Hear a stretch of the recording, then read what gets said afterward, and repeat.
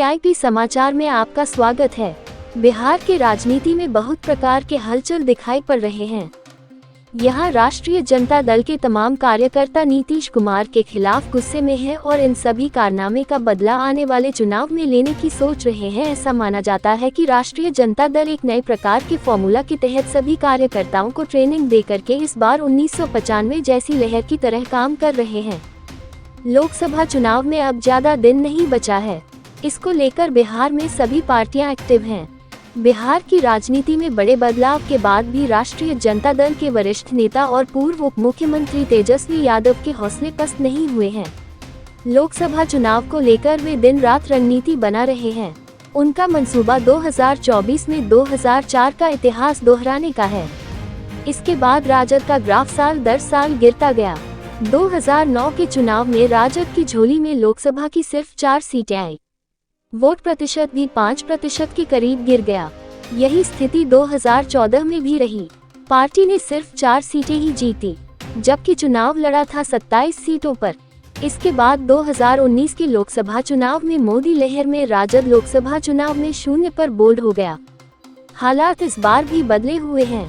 Rajad INDIA का सहयोगी है, परंतु ऐसी चर्चा है कि जदयू से अलग होने के बाद राजद बिहार में लगभग 25 से 27 सीटों पर किस्मत आजमाने की जुगत में है। पार्टी बीते 17 महीने के काम को आधार बनाकर विरोधियों को पटकने की रणनीति बना रही है।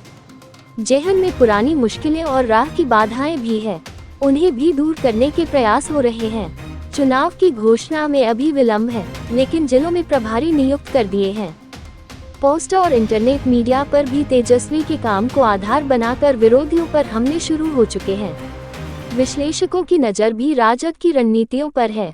सवाल उठ रहे हैं कि तेजस्वी 2004 का इतिहास दोहराने में सफल होते हैं या फिर मोदी लहर का शिकार होकर रह जाते हैं।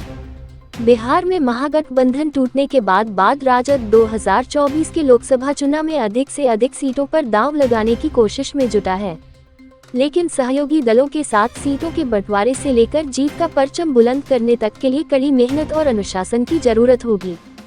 15 साल में गिरा ग्राफ। पार्टी यह भी आकलन कर रही है कि यह काम इतना आसान नहीं होगा। बीते 15 सालों में उसके ग्राफ में काफी गिरावट आई है।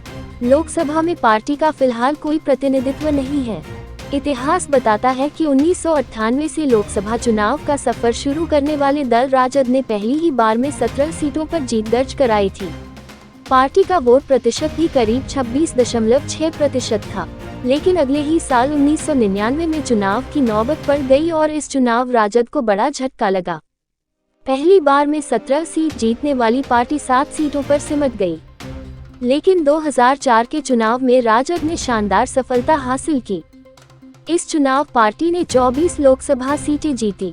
पार्टी का वोट प्रतिशत भी करीब 31% हो चुका था। बिहार की राजनीति में बड़े बदलाव के बाद भी राष्ट्रीय जनता दल के वरिष्ठ नेता और पूर्व उप मुख्यमंत्री तेजस्वी यादव के हौसले पस्त नहीं हुए हैं। 2024 के लोकसभा चुनाव को लेकर वे दिन रात रणनीति बना रहे हैं।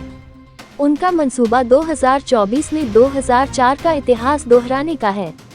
ये तो सही है कि अभी तक राजनीति में नीतीश कुमार राष्ट्रीय जनता दल से आगे चल रहे हैं, लेकिन आने वाले चुनाव में क्या हो सकता है ये कहना मुश्किल है। हर एक पार्टी अपने अपने फॉर्मूले को तैयार कर पार्टी मजबूती की तैयारी करते हैं, लेकिन परिणाम क्या होता है ये तो जग जाहिर होता है।